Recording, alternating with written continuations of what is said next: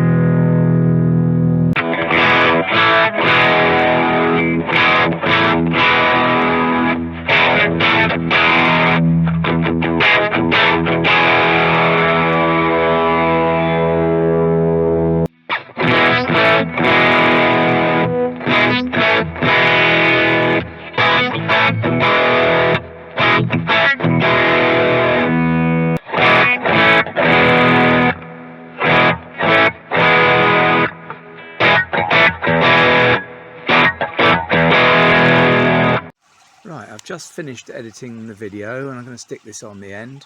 We had a variety of pickups there. There was a Telecaster, Mexican Tele, there's a Mexican Strat, there's a Danelectro, there's a Gibson Les Paul Junior with a PAF, dog ear PAF.